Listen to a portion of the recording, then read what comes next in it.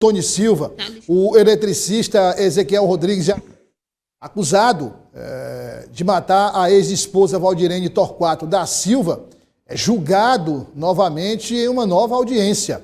Em novembro de 2024, a Justiça acatou o argumento da defesa, anulou a condenação e marcou um novo julgamento.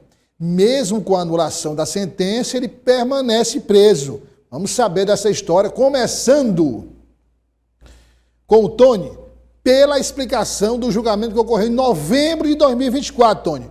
Como foi a estratégia da defesa, pedindo a anulação e agora esse novo julgamento? Boa tarde, seja bem-vindo. Muito boa tarde, meu querido Douglas Cordeiro, boa tarde para todo mundo que está com a gente. Exatamente, Douglas, o argumento da defesa foi exatamente o de que o acusado teria tido alguns direitos, não é? Alguns direitos dele teriam sido negados, inclusive o de permanecer em silêncio, e o argumento foi aceito pelo judiciário, então o julgamento foi anulado, mas foi marcado um outro para exatamente o dia de hoje, esta quinta-feira. E na manhã desta quinta-feira iniciou-se o julgamento, que continua, não se sabe, não tem horas para terminar, e testemunhas estão sendo ouvidas novamente, e nós estivemos lá, Douglas, inclusive a gente conversou com ambas as partes. A gente vai acompanhar agora os detalhes em uma reportagem. Vamos acompanhar. Condenado a 26 anos e 8 meses em regime fechado e a pagar multa indenizatória na ordem de R$300 mil, o acusado de assassinar a ex-companheira com 17 facadas, identificado como Ezequiel Rodrigues Araújo, teve o julgamento anulado. A defesa alegou que o mesmo teve direitos violados. O segundo julgamento foi iniciado às 8 horas da manhã desta quinta-feira, no auditório do Tribunal do Júri, no Fórum Criminal de Teresina.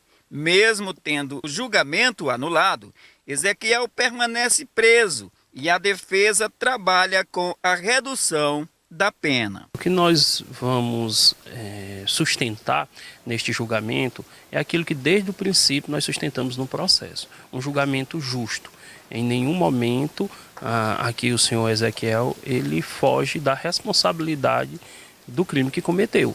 Né? Ele é réu confesso, tem contribuído e contribuiu para as investigações e para o processo.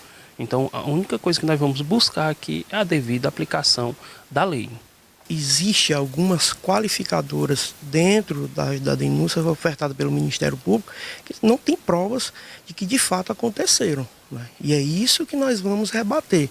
E já estamos rebatendo já desde o início em que assumimos o processo. Né? O motivo fútil, não se tem nenhuma motivação, uma fundamentação concreta de que aquela qualificadora se sustente. O próprio feminicídio, nós não encontramos dentro do caderno investigativo qualquer prova que leve a crer que essa qualificadora esteja delineada. Ora, o simples fato, ou o mero fato de o acusado ter tido um relacionamento com a vítima há 5 anos atrás, isso por si só, ao nosso ver, não se qualifica como feminicídio. Durante interrogatório, o réu permaneceu cabisbaixo e em profundo silêncio sobre uma cadeira de rodas e custodiado por agentes da polícia prisional.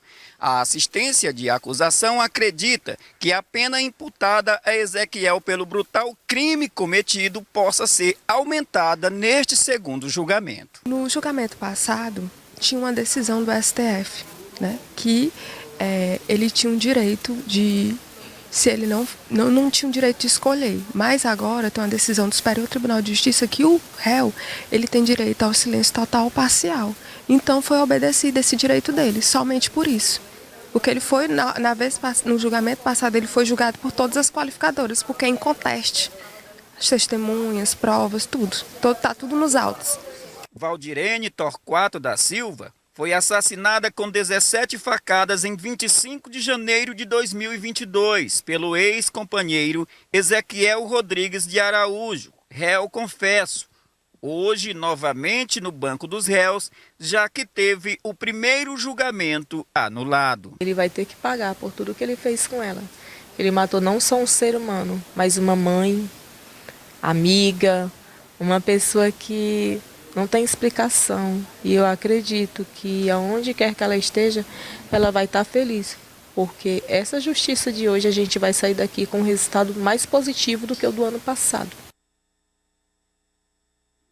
Pois é isso, Douglas. E agora é aguardar a nova sentença, não é? Porque, como dissemos, como a gente ouviu, acompanhou aí na reportagem, a defesa acredita na redução da pena do acusado, do réu confesso, né? Mas a acusação acredita no aumento, na majoração dessa pena agora nesse segundo julgamento. Então, aguardar agora o novo veredito, porque não tem horas para terminar, como já falamos, e então é um caso que continua repercutindo muito ainda pela forma como tudo aconteceu. Douglas? Eu não consigo entender, assim, de forma nenhuma, minha opinião tem validade jurídica, né, Tony? A minha, a sua, não tem validade jurídica. Exatamente. Nós somos jornalistas e, como jornalistas, estamos exercendo a nossa profissão, que é analisar a situação, emitir nossa opinião. O que eu não consigo entender, vamos lá, ele é réu confesso, não é isso? Isso. Ele é réu confesso.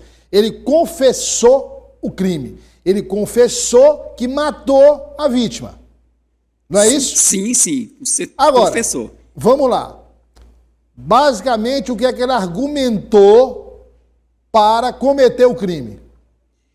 Olha, isso que estava sendo, inclusive, perguntado lá a algumas testemunhas. Quer dizer, a pergunta é, ele matou por quê? Porque algumas testemunhas confirmaram que ele não aceitava o fim do relacionamento e a partir do momento em que ele teria visto a vítima com um novo namorado, ele teria dito que acertaria as contas com a mesma.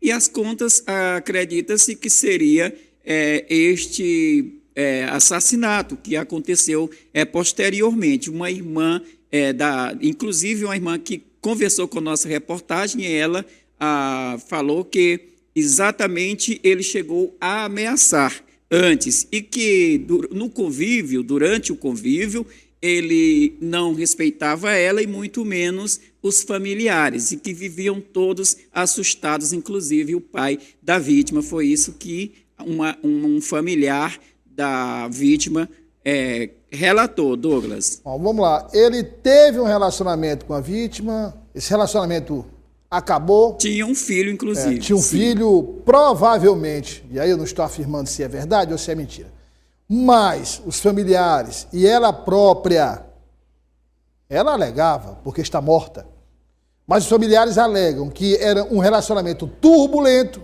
Isso. um relacionamento agressivo, um relacionamento abusivo, um relacionamento onde ele exercia um certo domínio através da ameaça, e por isso, por toda essa situação, ela pôs fim, ela acabou, ela encerrou o convívio com ele, com o acusado.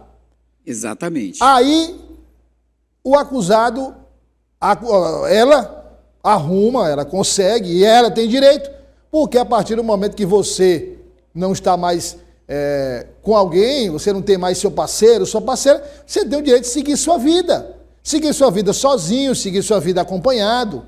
É um direito que assiste qualquer pessoa. Ela arruma um novo relacionamento, tenta reconstruir a vida, tenta recomeçar, e aí ele, ao saber, ao presenciar ela ao lado do novo companheiro, ele faz essas ameaças a ela. Ameaças, você vai pagar, eu vou cobrar a conta, você vai pagar o quê? Ela está devendo dinheiro a ele? Pagar o quê? Pagar como? O entendimento era pagar como ela pagou, uma vida. Certamente. Esse é o entendimento do que ele disse de que ela iria pagar. Então, assim, eu não entendo como é que alguém comete um crime, porque se a pessoa nega até o fim, a polícia na investigação, o Ministério Público, quando recebe o inquérito, faz a denúncia e quando ocorre o julgamento, a acusação vai tentar mostrar que a pessoa matou, mesmo negando o crime. Ponto. Nesse caso, ele é réu confesso. Ele confessou ter matado a ex-mulher. Inclusive, Douglas... Agora eu pergunto, ele confessou ter matado a ex-mulher. Qual motivo existe para uma absolvição?